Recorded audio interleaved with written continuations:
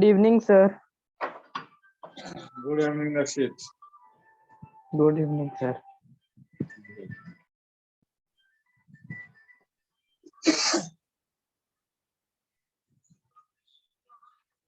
कौन?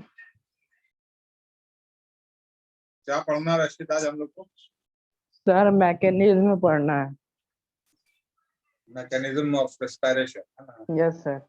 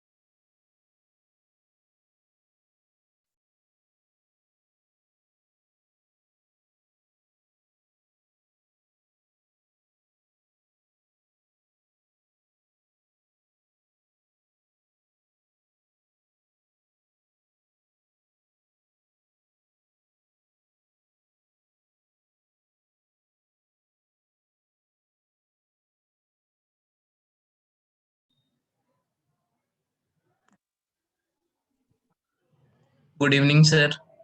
Good evening. Board clear है ना? विजिबल है ना board? Yes sir. Yes, sir.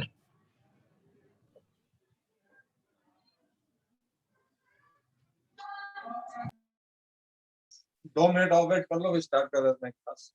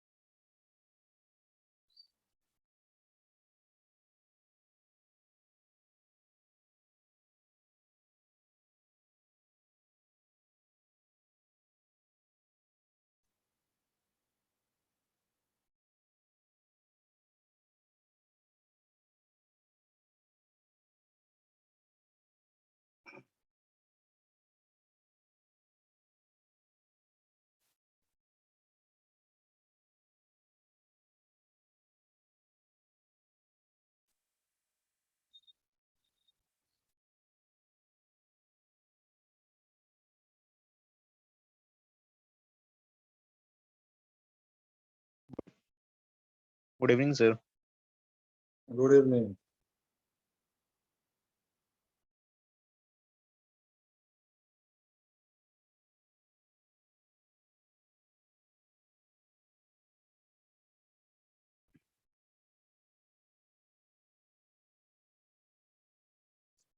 चलो आज का टॉपिक है हम लोग का मैकेनिज्म ऑफ रेस्पिरेशन.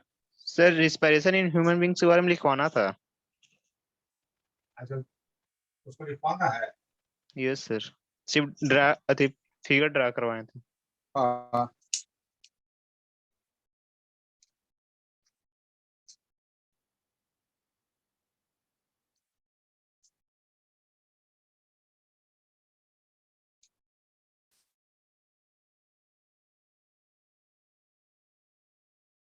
उस डायग्राम जो आप लोगों ने बनाया, फिर उसके नीचे आप लोग लिखना शुरू करें। हम लोग रेस्पिरेशन ऑफ ह्यूमन बीइंग पढ़ लिया था, डायग्राम आपने देख लिया था, और डायग्राम की आई थिंक कि आप लोगों ने प्रैक्टिस भी कर लिया होगा structure.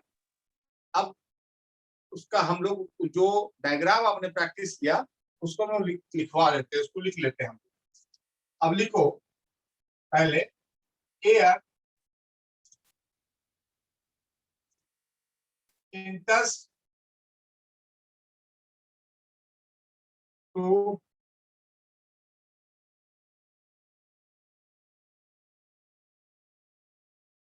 opening called nostrils, called nostrils.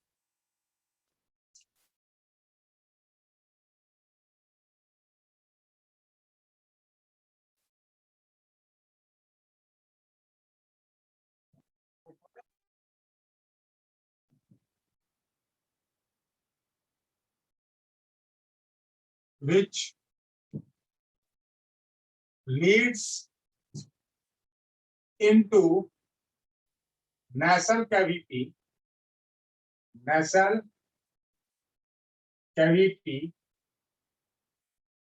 which leads into nasal cavity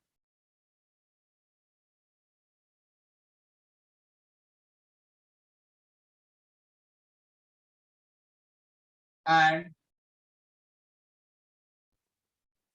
divides by septum.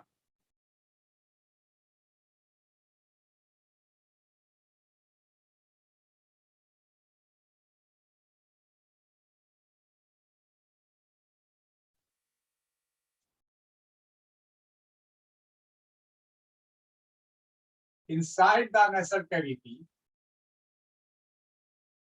inside the nasal cavity, there is hair which prevents dust particles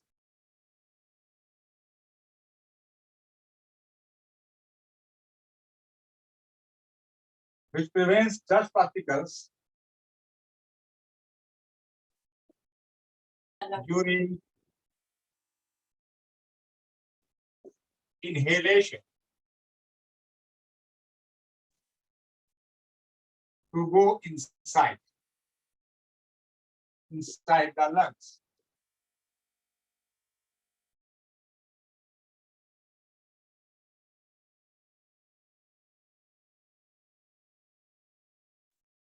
Done, sir. Done, sir. इतना जो लिखा है ये समझ में आया यहाँ तक? Yes, sir. Yes, sir. Yes, sir. हाँ, एयर जो है ये इसका मतलब ये हो गया कि ये हम लोग पोर्शन पढ़ रहे हैं अभी। एयर जो है नॉस्ट्रिल से अंदर गया, ये नॉस्ट्रिल है, नॉस्ट्रिल से अंदर गया कहाँ? नेसल कैविटी में। देखो अंडरलाइन करते जा रहे हैं वो टर्म, नेसल कैविटी में। और नेसल कैविटी में हेयर्स होते हैं, जो अब हम इनहेल करते हैं तो ये हेयर क्या करता है? डस्ट पार्टिकल को रोक देता है, ठीक है, ताकि वो अंदर ना जा सके, ठीक है। और ये नेसल कैविटी जो होता है सेप्टम से डिवाइड, सेप्टम से वो डिवाइड रहता है। ये हम लोगों ने अभी पढ़ा, याद आता होगा आप लोग। इरेज कर दीजिए सर, हो गया। अब उसके बाद नेसल कैविटी से एयर कहाँ जाता है?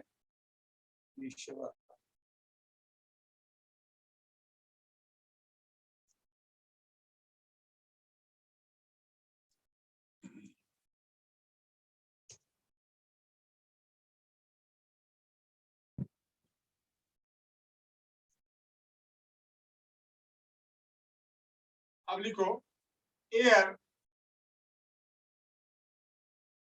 यानी एयर बोल रहे हैं तो यानी क्या? Oxygen.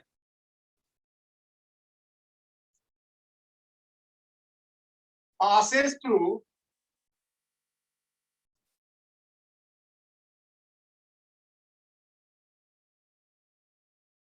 nasal cavity, passes through nasal cavity and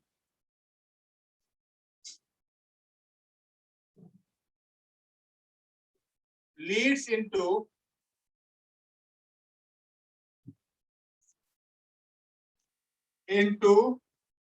larynx, bracket में वॉइस बॉक्स।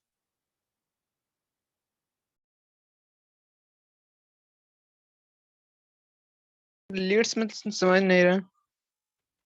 लीड्स माने वहां पर जाके खुलना। Okay sir.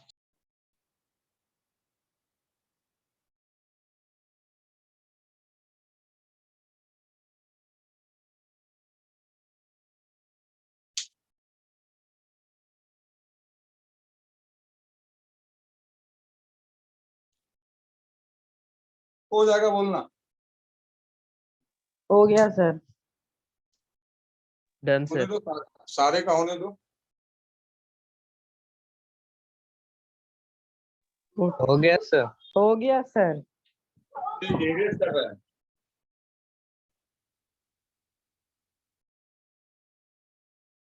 जिसका नहीं है वो फटाक से स्क्रीनशॉट ले लो, बाद में लिख लीजिएगा। इरेज करें? Yes sir. Ali Shiva, you are new student. Yes, I am teaching respiration.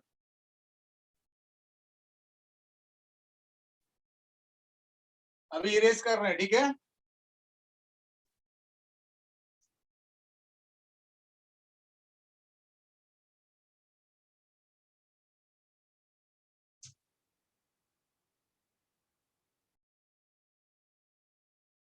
अब तुम लोग पैराग्राफ चेंज करके लिखोगे। From larynx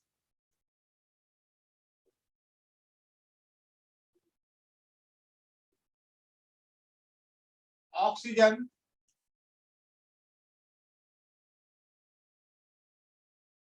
goes to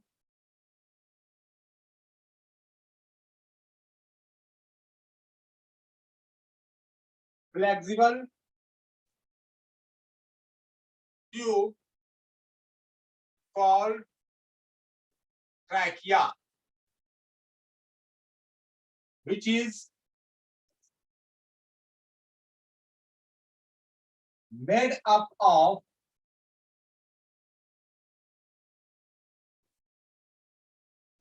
cartilaginous bone. bone,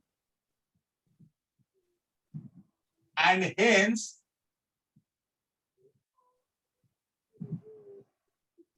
even in the absence of air, trachea does not collapse.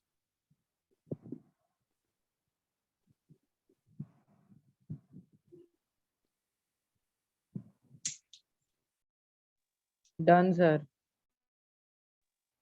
हो गया sir. Good. जहां जहां term आ रहा है अंडरलाइन कर दो इन्वर्टेड कॉमा के अंदर।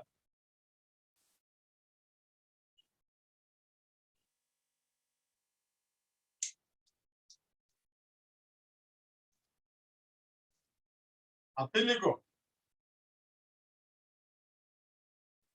trachea opens into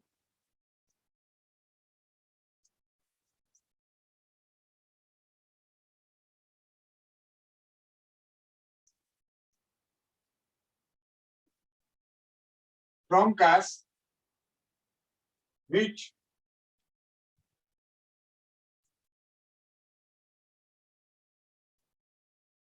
further divides into many smaller tubes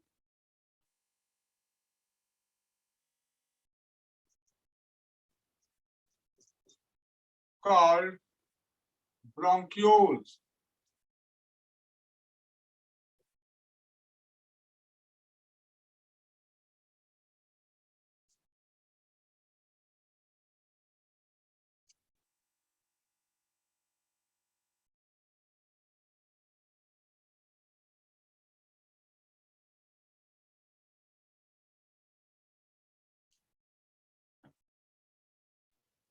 done sir.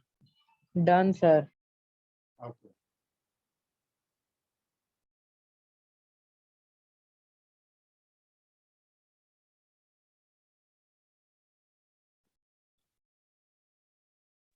हो गया सर।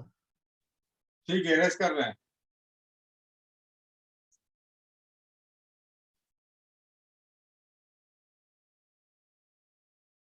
समझ में आ रहा है जो यहाँ पर डिक्टेट कर रहे हैं, लिखा जो लिख रहे हैं हम? Yes sir. सर। चलो ठीक है, Yes, समझ sir. में आ रहा तो अच्छी बात है। सर इरेज कर दीजिए। अच्छा, देख रहे हैं कौन कौन स्टूडेंट आए हुए हैं। अच्छा, आयुषी शशांक है, अर्पित है, आदिशिवा है, अंकित है, आयुष है, जय है, प्रत्युष है, रक्षित है, श्वेता।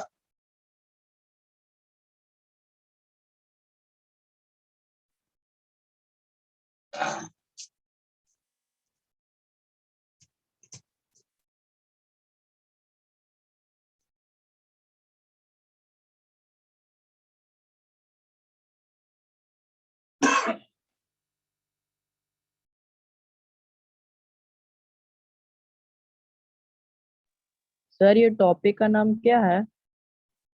ये टॉपिक हम लोग जो लास्ट क्लास में पढ़ा था, Respiration in human beings. Respiration in human being, जो स्ट्रक्चर हम लोगों ने बताया था, तो डायग्राम बना करके आपको समझा दिया था। सर ये आज सर ये मैकेनिज्म है इसका? नहीं, मैकेनिज्म नहीं है। लास्ट क्लास ज्वाइन किए थे तुम? यस सर, वो डायग्राम बनाए थे। सर हाँ। लास्ट क्लास में बोले थे कि लिखवाना बाकी है अभी। उसी डायग्राम को हम लिखवा रहे हैं आज। ठीक है, इसके बाद अच्छा। मैकेनिज्म शुरू होगा। ठीक ठीक है है, सर। ठीक है। आएगा फिर चेक करके। At the tip of the each bronchiole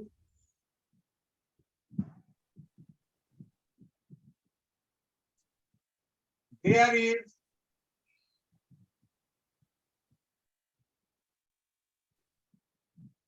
thin sac-like structure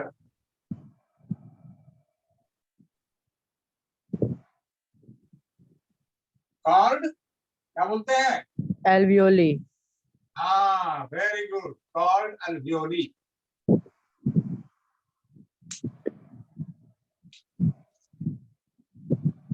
sir ये ब्रोंकियोल्स के नंबर में कितना होता होगा? बहुत सारे, बस समझ लो कि अभी हम बताएंगे। alveoli, it is estimated that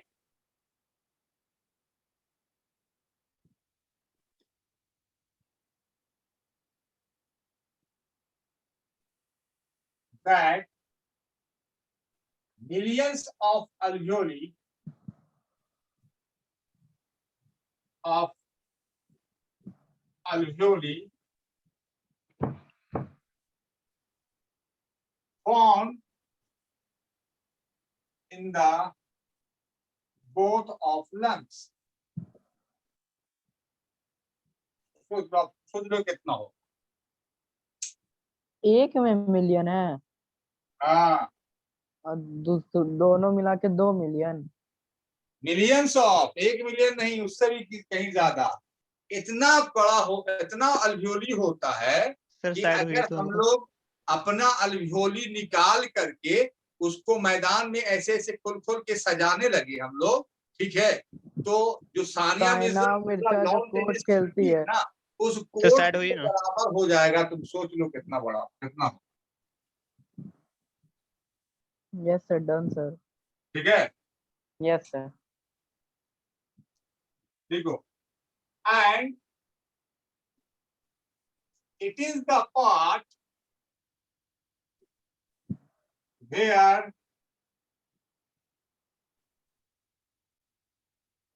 exchange of gases takes place. take place। Done sir.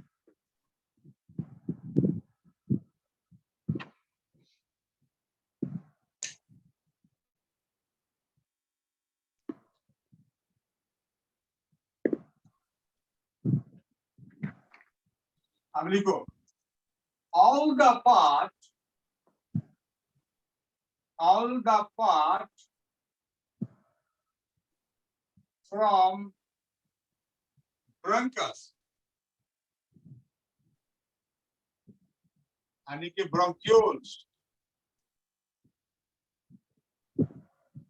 bronchus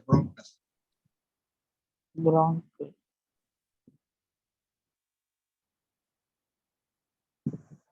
enclosed in bag called lungs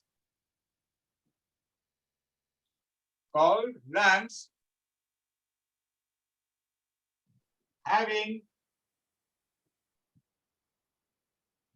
pleura to protect it.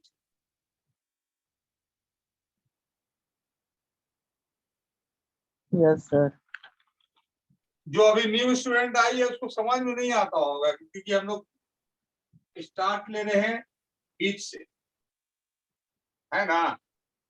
yes sir, हाँ,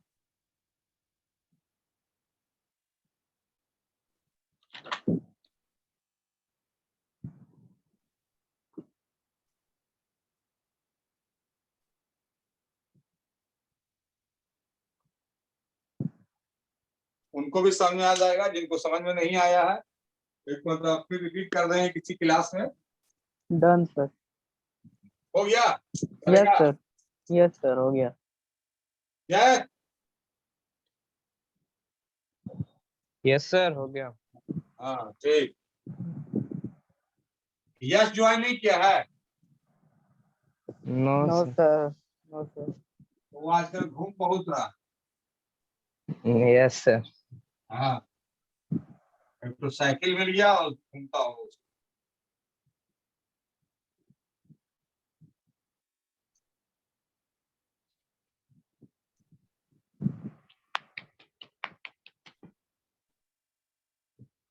उसके बाद लिखो all the respiratory organ. Paragraph से छोड़ दें, हाँ, all the respiratory organ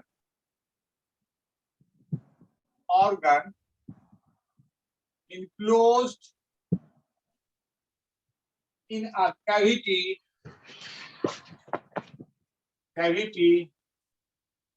called chest cavity, chest cavity or thoracic cavity.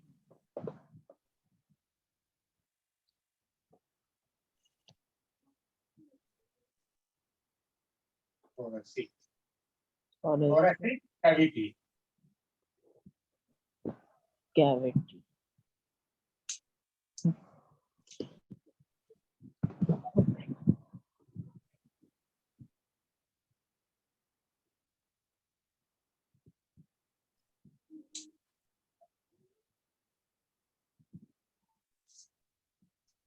done sir, Okay. This cavity is separated by diaphragm,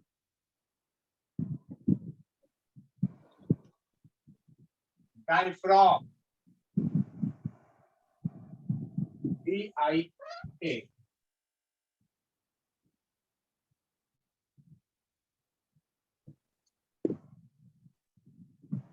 From abdominal cavity.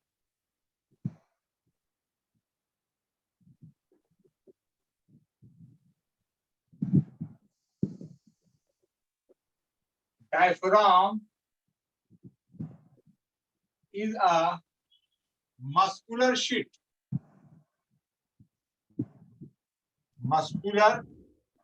sheet, Formed just below the chest cavity, which पंखा वाला, assists in respiration. समझ में आया? Yes sir.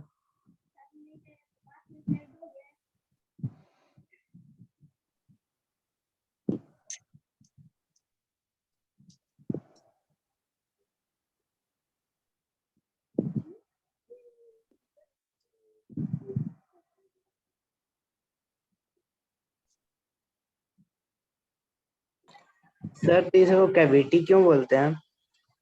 खाली जगह को बोला जाता है कैविटी, खाली जगह, एम्प्टी प्लेस।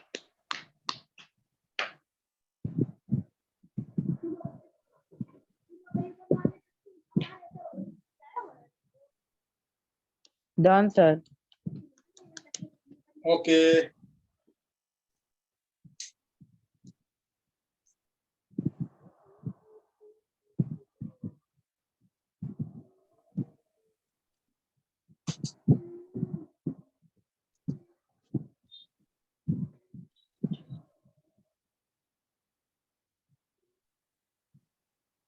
इरेज कर दें।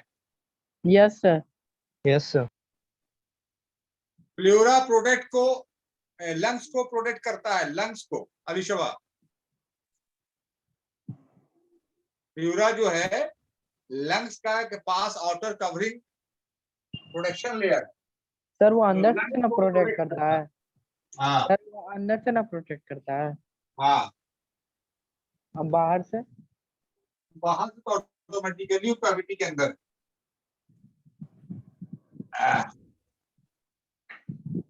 अब देखो, अब ये चीज आपका हो गया जो हम लोगों ने लास्ट क्लास में पढ़ा था, स्ट्रक्चर और फंक्शन। ये हम लोगों ने लास्ट क्लास में देख लिया था, जो अभी लिखवा दिया है इस चीज को। और अभी हम साथ साथ ये भी बोला था कि डायफ्राम जो है, क्वेश्चन आएगा कि क्या diaphragm is a part of respiratory system? तो आपका आंसर होगा no, no. Diaphragm is not a part of respiratory system, but it assists in respiration. लेकिन वो रेस्पिरेशन में मदद करता है। एक काम डायफ्राम का। दूसरा काम क्या है? ये दो कैविटी को के बीच में बॉर्डर का काम करता है। ऊपर में चेस्ट कैविटी, यानी कि ऊपर में है चेस्ट कैविटी, और इसके नीचे डायफ्राम है, और उसके नीचे एब्डोमिनल कैविटी। यानी एब्डोमिनल कैविटी और चेस्ट कैविटी के बीच में जो बॉर्डर है उसको कहते हैं डायफ्राम। ठीक है, तो फंक्शन इसका हो गया। अब नेक्स्ट टॉपिक हमारे पास है मैकेनिज्म ऑफ रेस्पिरेशन। इंपॉर्टेंट है ये देखना आप, ये सबके लिए नहीं टॉपिक। इसके बाद sir respiration, mechanism of respiration.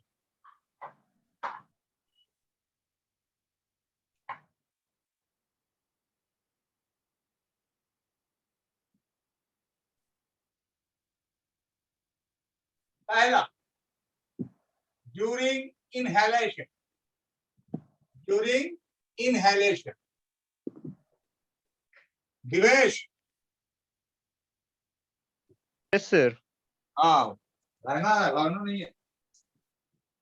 During inhalation, लिखो, पहले लिख लो फिर हम समझाएंगे।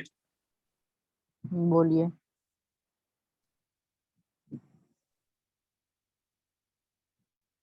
लिखो, muscles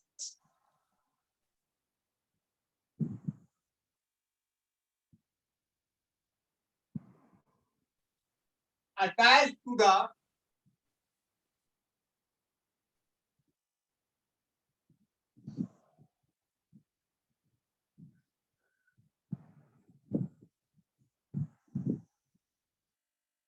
rib cage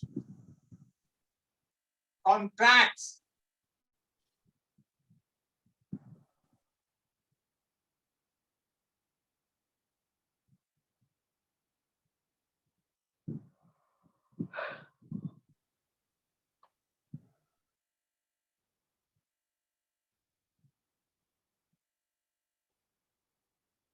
muscles attached to the rib cage contracts with the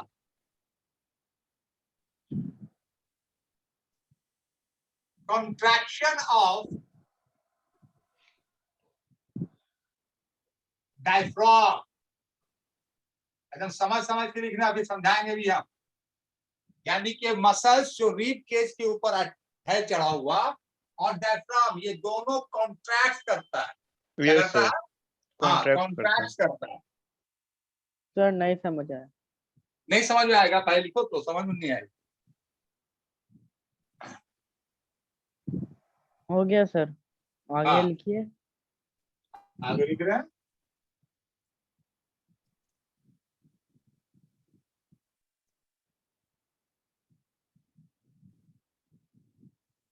Contracts area inside the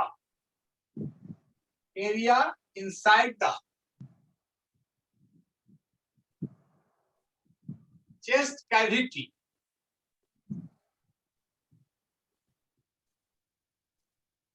increased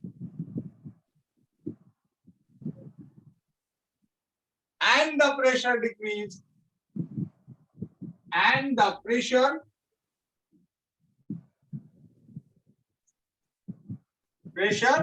decreased. Decrease.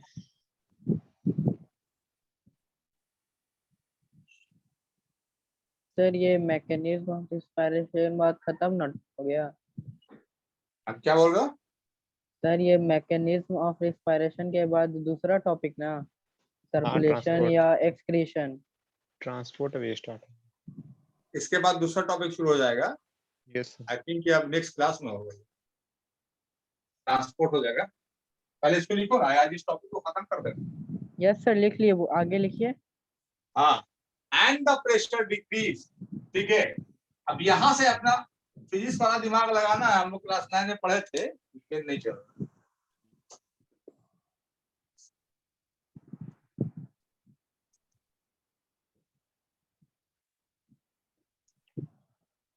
As per diffusion,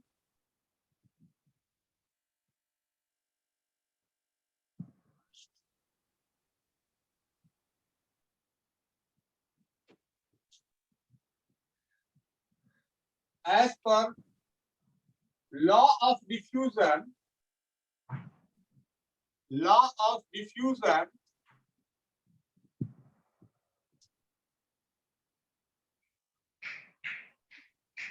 in outside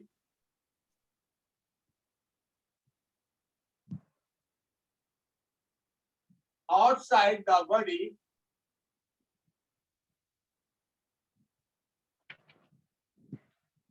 there is high concentration of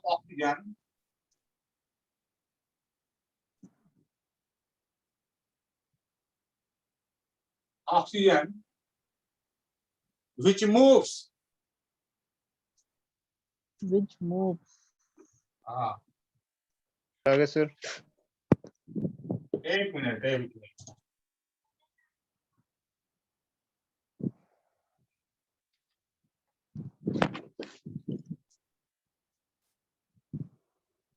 Which moves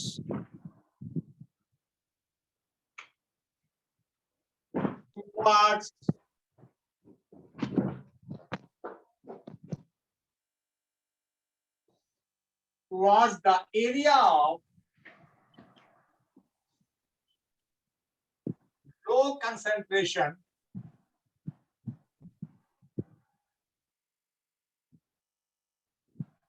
of oxygen. It means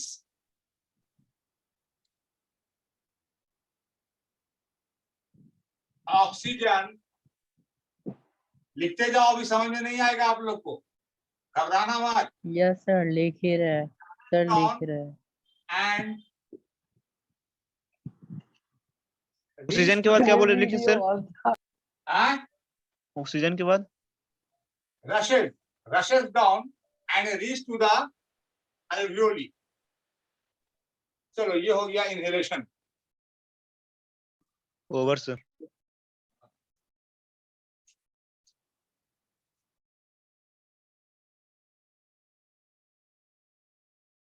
हो गया sir. वाह, very good, और अच्छा काम किए।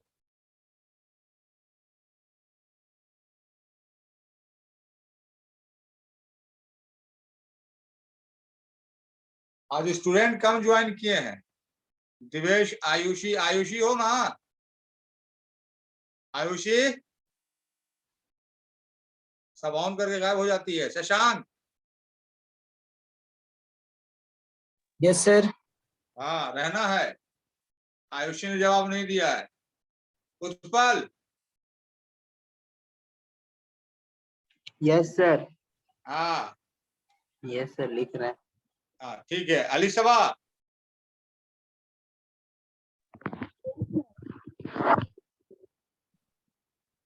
Alishba, you are hearing मी?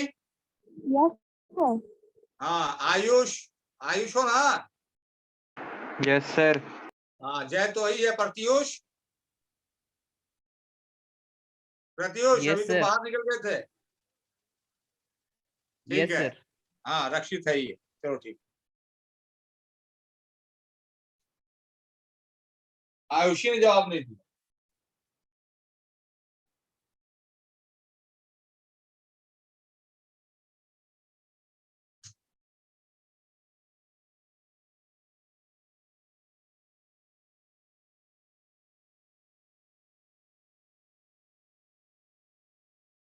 अब लिखते हैं हम लोग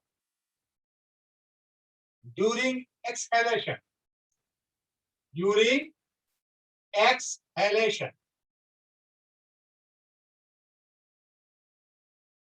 ड्यूरिंग एक्सहेलेशन। Yes, sir. अब समझ आ गया कि आप क्या लिखा रहे हैं। हाँ अब लिखो, मस्त ऐसा लिखो ना। सबसे पहले ऐसा करो, diaphragm, diaphragm and muscles attached to the rib cage, attached to the rib cage। वहां पे कॉन्ट्रैक्ट था, यहां पे हो जाएगा रिलैक्स। ठीक है। वहां एरिया क्या और इंक्रीज हो रहा था, यहां पर क्या हो जाएगा? And relax. Area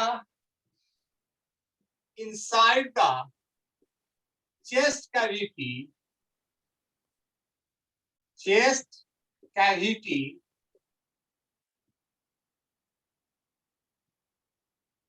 decreased, decreased,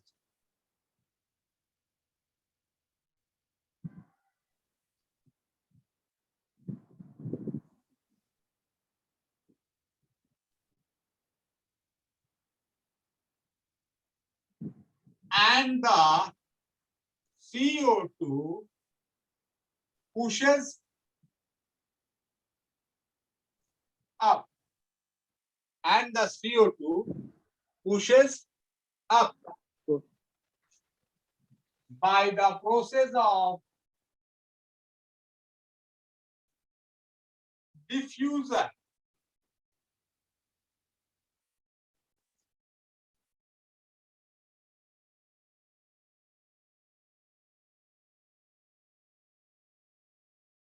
comma, in this way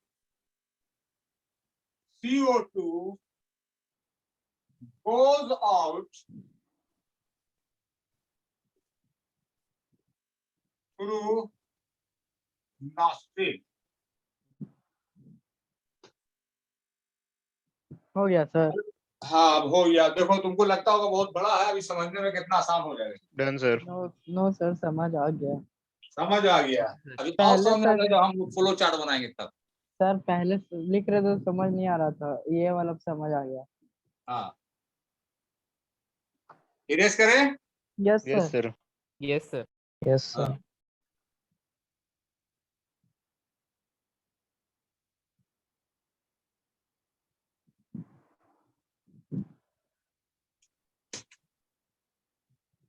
अब देखो, अब इसमें क्या है मैकेनिज्म। जब हम लोग सांस ले रहे हैं, in the case of inhalation, when we breathing in, हम लोग जब सांस ले रहे हैं, ऑक्सीजन को जब अंदर ले रहे हैं, तो हमारे बॉडी के साथ क्या हो रहा है ये देखो। जब हम सांस ले, जस्ट इमेजिन करो कि जब हम सांस ले रहे हैं तो क्या हो, तो होता क्या है ये देखते हैं हम लोग, डायग्राम बना रहे सर। नहीं डायग्राम नहीं बता रहे हैं, फ्लो चार्ट बना रहे हैं। क्या कर रहे हैं हम लोग, ब्रेथिंग इन, हम लोग फ्लो चार्ट बना रहे हैं, वो समझ रहे हैं हम लोग, ब्रेथिंग इन, ठीक है। तो जो हमारा जो ये रीप केज है, पसली है, पसली, ठीक है, ये जो है ना रीप केज, छोटा छोटा हड्डी जो ऐसे से रहता है उसको रीप कहते हैं, पूरे को हम लोग केज को रीप केज कहते हैं। उस पर मसल्स है, देखो यहाँ पर मसल्स है हम लोग, ठीक है, वो Yes, sir. मसल्स, और नीचे में डायफ्राम वो कंट्रैक्ट करता है, तो यहाँ पर लिख दो, ठीक है, पहला केस बना करके मसल्स, तो कौन मसल्स, जो हमारे रीप केज पे अटैच्ड है मसल्स, हाँ, दूसरा मसल्स नहीं, इसलिए हम पूरा लिख रहे हैं, muscles attach to the rib cage, rib cage and diaphragm, and diaphragm, ये दोनों, डायफ्राम ये क्या हुआ, कॉन्ट्रैक्ट्स हुआ, क्या हुआ, कॉन्ट्रैक्ट्स, याद रखना, ये हो गया कॉन्ट्रैक्ट्स, मसल्स और डायफ्राम वो हो गया कॉन्ट्रैक्ट्स, सिकुड़ा, ठीक है। जब ये सिकुड़ेगा, ये बता देंगे एग्जांपल, जब ये सिकुड़ेगा तो अंदर का जो एरिया है वो इंक्रीज करेगा, area of chest cavity, chest cavity वो क्या हो रहा है, वो इंक्रीज कर रहा है, और जब एरिया इंक्रीज करेगा, ठीक है, तो प्रेशर इनसाइड, प्रेशर वो डिक्रीज करेगा, प्रेशर डिक्रीज करेगा, बस हो गया, ये आपका हो गया in breathing in during inhalation. Sir फिर से Yes, बता दें सर, sir. समझ में नहीं आ रहा। अभी समझाएंगे, पहले लिख तो लो। लिख लिए लिख लिए, सर, सर। आगे आगे सर। हाँ, वो जितना लंबा चौड़ा लिखे ना, ये शॉर्टकट में हो गया। अब देखो यहाँ पर क्या है कि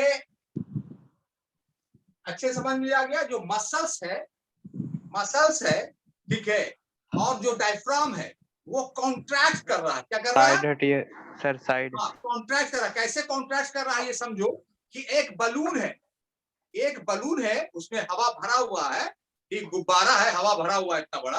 अब हम लोग क्या करते हैं, कॉन्ट्रैक्ट कर रहा है, तो नीचे से हम लोग क्या करो, नीचे के साइड से उसको ऐसे दबाओ। जब बताओ जी दिवेश, जब हम बैलून को नीचे के साइड से दबाएंगे तो ऊपर के साइड में क्या होगा, ज्यादा हवा आ जाएगा, ज्यादा अरे बेवकूफ। फूलेगा, हाँ, एरिया बढ़ेगा ना। डिक्रीज करेगा सर। हाँ, एक बलून है, देखो यहाँ पर एक बलून है, सर ऊपर की ओर बढ़ेगा सर। हाँ वही तो बताना चाह रहे हैं तुमको, ये एक बलून है, इसको हम लोग यहाँ से दबाते हैं, यहाँ से दबाएंगे तो एयर कहाँ जाएगा, ऊपर की तरफ, तो ये एरिया फैलेगा ना। Yes sir. हाँ यस सर।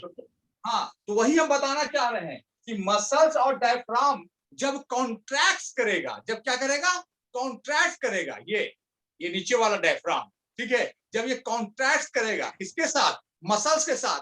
कौन सा मसल, थाई का मसल्स, आर्म का मसल्स, बाइसेप रिब का मसल, रीब केज का मसल्स और डायफ्राम जब कॉन्ट्रैक्ट करेगा, एक बलून का एग्जांपल ले लो सामने, जब कॉन्ट्रैक्ट करेगा तो एरिया बढ़ेगा, किसका एरिया, चेस्ट कैविटी का एरिया जो है वो बढ़ेगा, इंक्रीज होगा। अब आपको अच्छे से पता है, फिजिक्स में पढ़ा होगा, जब किसी का एरिया बढ़ता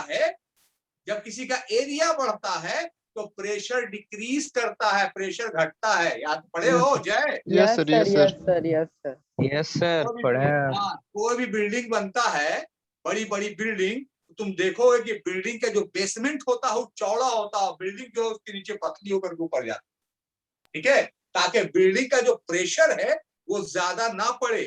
तो अगर आपको प्रेशर को घटाना है तो एरिया को बढ़ाना पड़ेगा। हाँ, तो अब क्या है, ये कुदरत ने, ऑलमाइटी गॉड यूनिवर्सली ने, प्रोपोर्शनल सर। हाँ, भगवान ने, अल्लाह ने क्या किया कि एरिया को, ठीक है, यानी कि एरिया को बोला कि चेस्ट कैविटी का एरिया कैसे बढ़ाएंगे भाई, कैसे बढ़ाएंगे। उन्होंने ऑर्डर दिया कि डायफ्राम तुम और मसल्स तुम, कोर मसल्स रीब केज में जो तुम हो वो तुम लोग दोनों एक साथ कॉन्ट्रैक्ट करो, वो कॉन्ट्रैक्ट करता है, ठीक है, तो एरिया जो है वो बढ़ता है। जब एरिया बढ़ता है तो प्रेशर घटता है, जब एरिया बढ़ता है तो प्रेशर घटता है। ठीक है, अब तुमको अच्छे से पता है, क्लास 9th में तुरंत आ जाओ, अभी तुरंत क्लास 9 में पहुंचो कि डिफ्यूजन क्या होता है। कोई भी चीज मूव करता है हाई कंसंट्रेशन से to lower lower concentration. Concentration. ठीक है, यानी कि अब यहाँ पर प्रेशर डिक्रीज हो गया।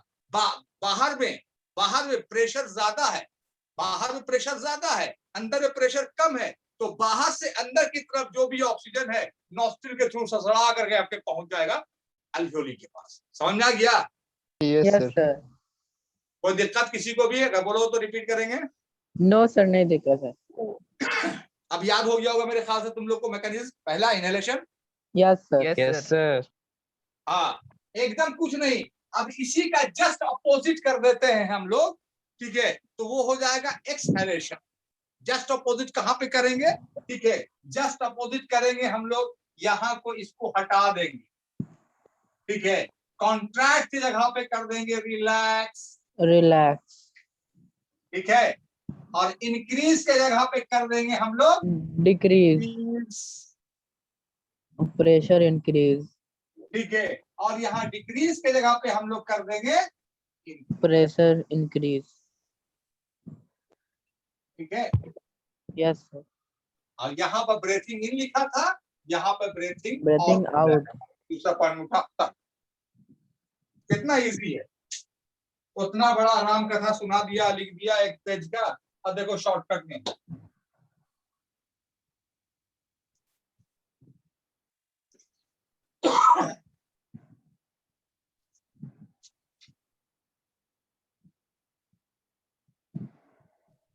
सर लिख लें। हाँ, इसको डालो नहीं, ब्रेथिंग इन लिख लिए, अब ब्रेथिंग आउट लिख करके यहाँ पे उतार। ये फ्लो चार्ट है ना। Yes sir. हाँ, आपको समझने के लिए आसान नहीं।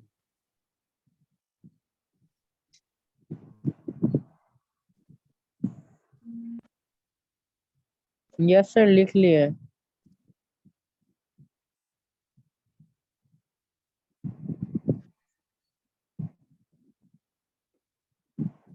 Done sir. लिख लिए सर। हाँ, अब बताओ किसी को भी कोई दिक्कत? अब ब्रेथिंग नो सर। हाँ, 300 मिलियन तुम्हारे बुक में दिया हुआ है, लेकिन it is not, it is approximately approx Alishba approx, it is not a confirm की फिक्स 300 मिलियन अल्वेओली और फॉर्म इमेजिन कर सकते हैं। हाँ, ठीक है।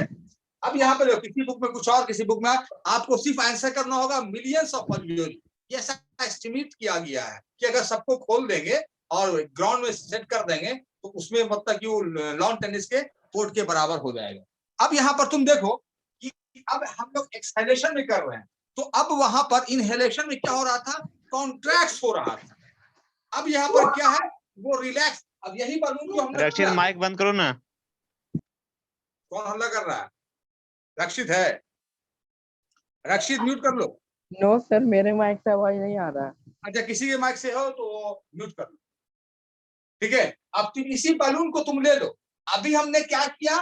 नीचे से दबाया तो ऊपर का एरिया बढ़ गया, एरिया बढ़ गया तो प्रेशर घट गया, प्रेशर घट गया तो ये लॉ ऑफ डिफ्यूजन को ओबे किया। कोई भी चीज रशेस नीचे आया, कहां से? High pressure to lower pressure. तो अंदर में ऑक्सीजन का कंसंट्रेशन कम, बाहर में ऑक्सीजन का कंसंट्रेशन ज्यादा, तो हायर टू लोअर वो मूव कर दिया, नॉस्ट्रिल से होते हुए चला आया। जब हम इनहेलेशन की बात कर रहे थे, अब एक्सहेलेशन में बात कर रहे हैं। हम इसी बलून को हम लोग दबाए हुए थे, हम लोग इसी बलून को दबाए हुए थे ऐसे करके। अब इसको क्या करते हैं? कॉन्ट्रैक्ट नहीं करते, छोड़ देते हैं, जैसा था वैसा छोड़ कर देते, जैसा था वैसा हटा देते हैं। ठीक है, तो अब क्या हुआ? यहाँ पर उस वक्त तो एरिया बढ़ा हुआ था, और जब हम लोग नीचे से दबाए हुए थे, कॉन्ट्रैक्ट किए हुए थे, अब क्या इसको छोड़ देंगे तो इसका एरिया घटेगा। क्या होगा? जैसे ही ये रिलैक्स होगा मसल्स और डायफ्राम, ठीक है, जब वो रिलैक्स होगा, क्या होगा? रिलैक्स होगा, है ना। कॉन्ट्रैक्ट में एरिया चेस्ट कैविटी का बढ़ रहा था, रिलैक्स में चेस्ट कैविटी का एरिया क्या हो रहा था? ठीक है, वो डिक्रीज कर रहा था। जब वो डिक्रीज करेगा, कोई भी चीज मान लेते हैं, कोई भी चीज डिक्रीज कर रहा है, सपोज कर लो एक छोटा सा बलून है, दिवेश अच्छे समझना, उत्पल, ओके सर। जय, एक छोटा सा बलून है, सपोज कर लो कि उसमें पानी भरा हुआ है। अब उसका एरिया जो है वो डिक्रीज कर रहा है, यानी कोई ऊपर से कोई से दाब रहा है, तो पानी क्या होगा बोलो जय? बाहर निकल जाएगा। नहीं सर। पानी बाहर निकल जाएगा। यस, पानी जो है बाहर अभी अच्छे समझो कि एरिया जब घट गया, एक छोटा सा बलून है, उसमें पानी भरा हुआ है और तुम दाब रहे हो नीचे से सर तो पानी दाब बाहर रहे हो, निकल जाएगा। तो पानी क्या हुआ, बाहर निकल जाएगा। ठीक उसी तरीके से जब एरिया घटेगा चेस्ट कैविटी का, तो उसमें क्या है, अल्वियोली है, छोटा छोटा छोटा छोटा अल्वियोली है, तो अल्वियोली भी तो को दबाएगा। जब एरिया घटेगा तो अल्वियोली भी दबेगा, ऐसे कर करके, ठीक है, वो दबेगा। तो उसमें कौन मौजूद है, carbon dioxide. CO2 carbon dioxide, carbon dioxide जो है ऊपर से वो बाहर ऊपर आते हुए वो बाहर। Yes sir. ठीक है, क्यों बाहर निकल रहा है, क्योंकि एरिया जो है वहां पर का डिक्रीज हो गया और प्रेशर इंक्रीज करेंगे। अगर ये लाइन नहीं भी लिखेंगे इसमें तो चलेगा, यहाँ तक भी आप। हाँ सर, ये area of chest cavity decrease और प्रेशर इंक्रीज हमको समझ नहीं आया। कौन बोल रहे हो, नाम बताओ पहले। रक्षित। रक्षित, कैसे नहीं समझ में आया? अभी तो हमको बताते हैं कि तुम एक काम करो, एक बलून ले लो 5 रुपए का जाकर, है ना, और बलून को फुला लेना, और बलून को समझना कि वो क्या है, एक चेस्ट कैविटी है।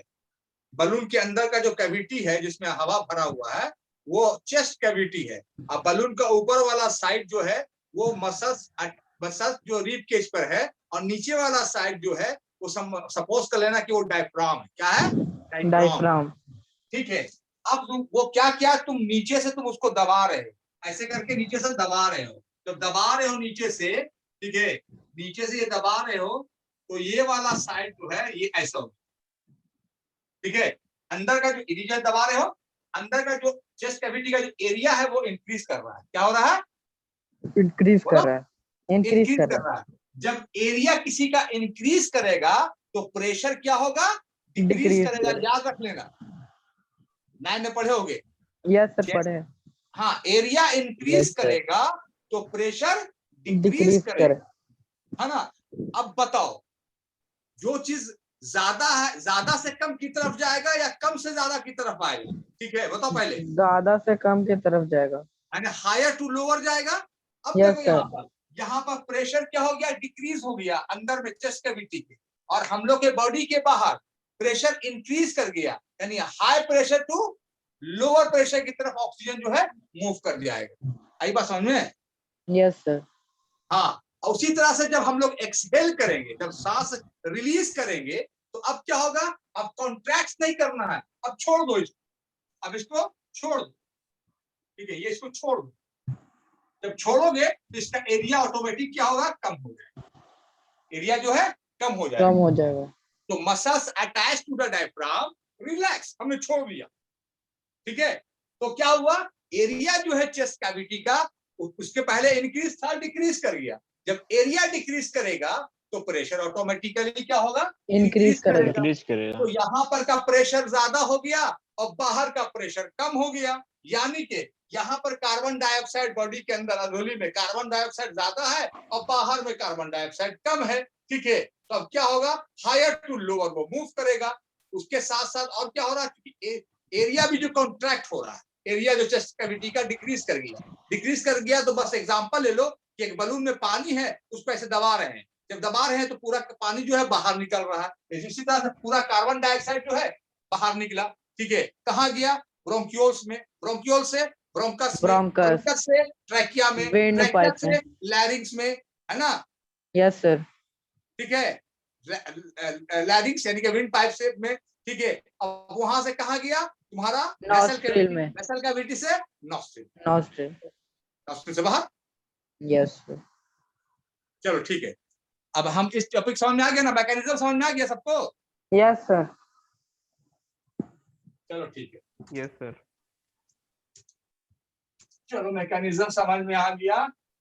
एक टॉपिक और है छोटा सा, उसके बाद क्लास भी ओवर हो जाएगा। नाम सर?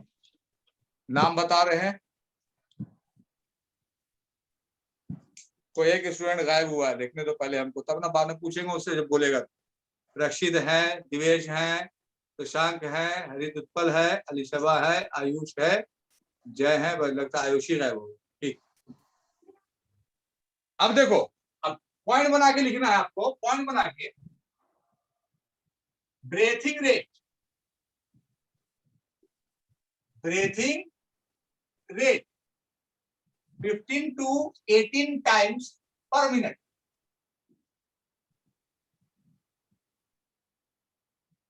पर मिनट। यस सर, हो गया। ब्रेथिंग रेट को हम लोग पल्स रेट भी कहते हैं, ठीक है। Yes sir. 15 से 18, 15 यानी कि कैसे, देखिए एक बार सांस लिया फिर छोड़ा, इसको कहते हैं वन टाइम, यानी कि एक बार इनहेल किया और एक्सहेल और किया, एग्जैक्ट किया। तब एक कहेंगे। ऐसा नहीं कि एक बार लिया फिर छोड़ दिया, 2 3 4 5, ऐसा नहीं। एक बार सांस लिया फिर छोड़ा, तब एक गिनेंगे। तो 1 मिनट में 15 से 18 बार होता है। सर उससे ज्यादा नहीं हो सकता है? ज्यादा भी होता है जब हम एक्सरसाइज करेंगे, जब हम दौड़ेंगे, ठीक है। मतलब कि नॉर्मल इतना ही रहता है? हाँ, सोने normal वक्त भी होता है बस, है। हाँ, लोग सोने जो वक्त होता भी है, होता है। लोग अरे अभी देख नहीं रहे थे कोरोना में, यस सबका सर। रेस्पिरेशन रेट कम हो गया था, नहीं देख रहे यस थे, सर, ऑक्सीजन यस। ऑक्सीजन का डिमांड बढ़ गया था। चलो ठीक है, ये हो गया। एक और पॉइंट लिख लो फटाक से। बोलिए sir.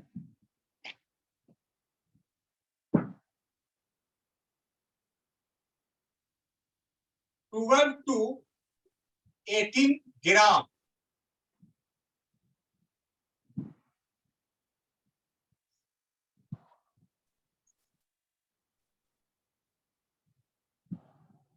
Haemoglobin present in blood 12 से 18 ग्राम रहता है, सर ब्लड में यानी कि हाँ 12 से 18 ग्राम पर डेसीलीटर, ब्रैकेट में लिख लो, पर 12 से लीटर 18 ग्राम पर डेसीलीटर। डेसीलीटर हो गया सर। 12 से हेमोग्लोबिन स्मॉल डी करो, पर decilitre, capital L small D. यानी कि हमारे ब्लड में जो हीमोग्लोबिन है वो कितना होना चाहिए नॉर्मल, 12 to 18 ग्राम, कम से कम 12 और ज्यादा से ज्यादा 18। और उससे ज्यादा हो गया तो? उससे ज्यादा हो गया तो बताते हैं क्या होगा। सर एचबी डी माने मतलब हीमोग्लोबिन क्या है, हुआ? एचबी माने लिखो ना, एचबी माने हीमोग्लोबिन है। Haemoglobin is a carrier of oxygen because it has affinity with it.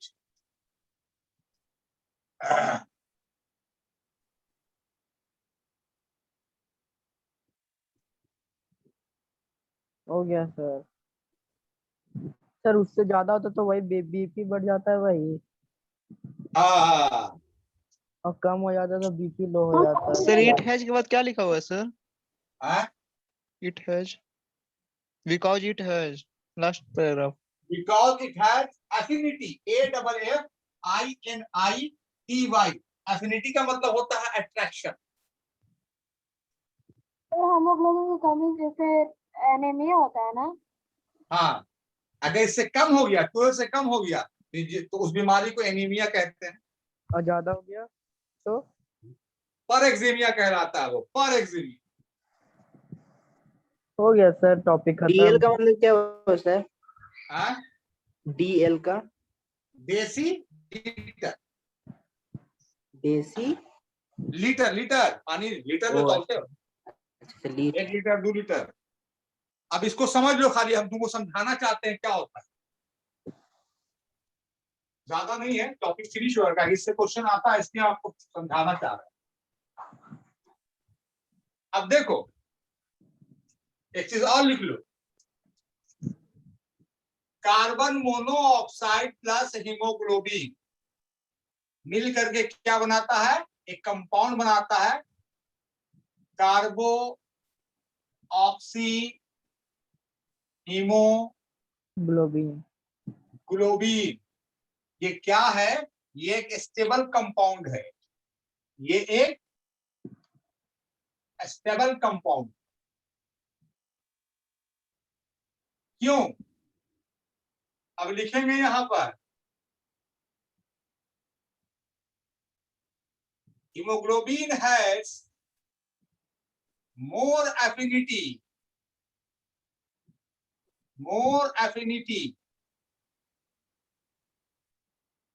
with carbon monoxide than oxygen.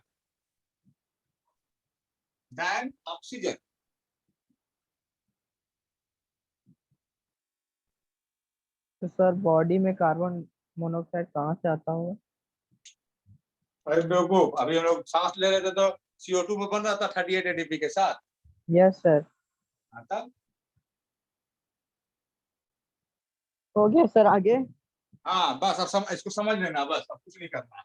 अभी देखो कि अभी क्या है कि हमारा जो ब्रेथिंग रेट है 15, कितना है, 15 से 18 18 12 से 18 ग्राम पर डेसीलीटर आपका क्या है, हीमोग्लोबिन है ब्लड में। हीमोग्लोबिन का काम है ऑक्सीजन को यहाँ से वहां अल्वियोली से, लंग से लेकर के हर जगह तक पहुंचा देना।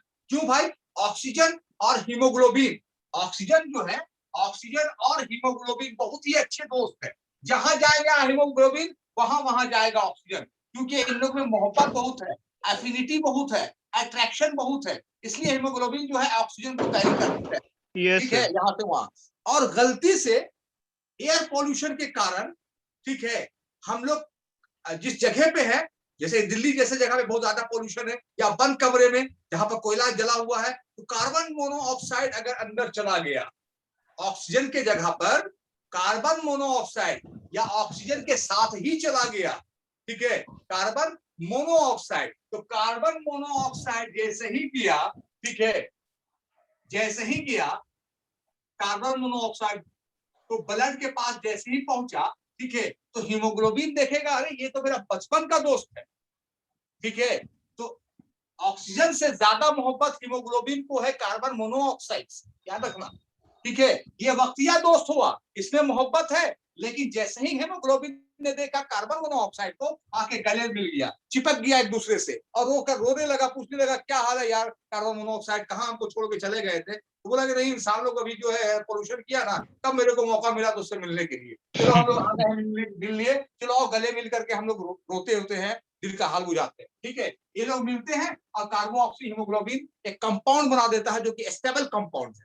क्या होता है, स्टेबल कंपाउंड है। अब सपोज कर लो कि यहाँ पर ये गला मिल रहा है, कंपाउंड बन गया, ठीक है, बाहर का ऑक्सीजन जो है अंदर आना चाह रहा है, ठीक है, लेकिन ये अंदर आ नहीं पा रहा है, ठीक है, अंदर आ नहीं पा रहा है, और अंदर का कार्बन डाइऑक्साइड जो है वो बाहर जाना चाह रहा है, ठीक है, ऑक्सीजन अंदर आना चाह रहा है और कार्बन डाइऑक्साइड बाहर जाना चाह रहा है, और ये लोग आना जाना नहीं हो पा रहा है। क्यों नहीं हो पा रहा है, कि हीमोग्लोबिन जो है कार्बन मोनोऑक्साइड के साथ गले मिल करके और बहुत रो रहा है। याद है कार्बन मोनोऑक्साइड, आपका समाचार सुनाओ, खरीद सुनाओ, हम लोग कुंभ के मेला में भुला गए थे, तो हम बोलेगा कि यार धन्यवाद करो इंसान का, जो हम लोग महान है, उन लोग ने एयर पोल्यूशन किया, मेरे को फॉर्म किया, मेरे को जैसे ही मौका मिला हम तुमसे मिलने चले आए, ठीक है। और मिलने इतना बातें कर रहा था कि ऑक्सीजन नहीं अंदर आ पा रहा है, न CO2 बाहर जा पा रहा है, सांस उखड़ते उखड़ते उखड़ते हम लोग मर गए, खड़े।